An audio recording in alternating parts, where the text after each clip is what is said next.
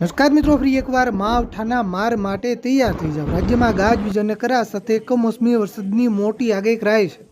મિત્રો, બંગાળની ખાડીમાં વરસાદી સિસ્ટમ સક્રિય થતાં રાજ્યના વાતાવરણમાં ફરી એકવાર પલટો આવશે। વાદળછાયું વાતાવરણ છવાઈ જશે। નવા રાઉન્ડની આગાહી કરાઈ છે। મિત્રો, કઈ તારીખથી રાજ્યમાં વરસાદનો નવો રાઉન્ડ જોવા મળશે, કે વિસ્તારોમાં ભારે માવઠું પડે તેવી શક્યતા વધારે છે। વિડીયો ખૂબ જ ઉપયોગી બનશે, પૂરો જોતા રહેજો। વિડીયો શરૂ કરતા પહેલાં ખાસ આ વિડીયોને લાઈક કરવાનું ભૂલતા નહીં। આવી જ રીતે આપણા ખેડૂતોના હિત માટેના કોઈ પણ સમાચાર સૌથી પહેલાં જોવા માટે આપણે આ ચેનલને ખાસ સબસ્ક્રાઇબ કરવાનું પણ ભૂલતા નહીં। તો મિત્રો, ખાસ સમજો મિત્રો, હવે એક પ્રકારે જોઈએ તો ઉનાળાની શરૂઆત થઈ ગઈ છે।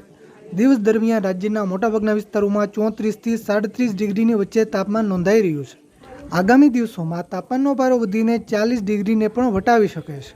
મિત્રો, ઉનાળાની શરૂઆતની સાથે જ ફરી એકવાર ખેડૂતો માટે માઠા સમાચાર આવી રહ્યા છે। આપણે સૌ જાણીએ છીએ કે ચોમાસામાં વરસાદ પડે તો જ ફાયદાકારક હોય છે, પણ શિયાળામાં કે ઉનાળામાં જો માવઠાનો માર પડે, કમોસમી વરસાદ પડે તો અનેક પાકોમાં નુકસાન જવાની ભીતિ સેવાતી હોય છે। તો એવા જ કંઈક સમાચાર મળી રહ્યા છે। બંગાળની ખાડીમાં વરસાદી સિસ્ટમ સક્રિય થઈ રહી છે।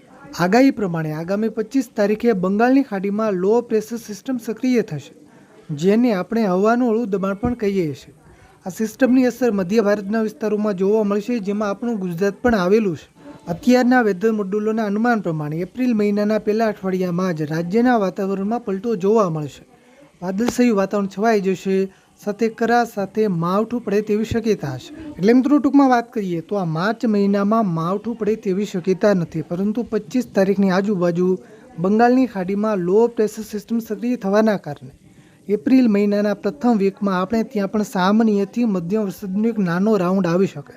જો કે મિત્રો, આ લાંબા ગાળાની આગાહી હોય છે, આમાં ફેરફાર થવાની શક્યતાને પણ આપણે નકારી શકતા નથી।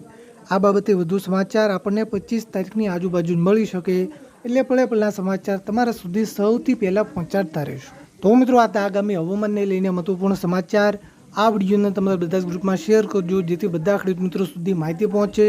તમારા વિસ્તારમાં કેવી ગરમી પડી રહી છે નીચે કોમેન્ટ કરવાનું ભૂલતા નહીં। વિડીયોને લાઈક કરી દેજો, આપણે આ ચેનલને ખાસ સબસ્ક્રાઇબ કરવાનું પણ ભૂલતા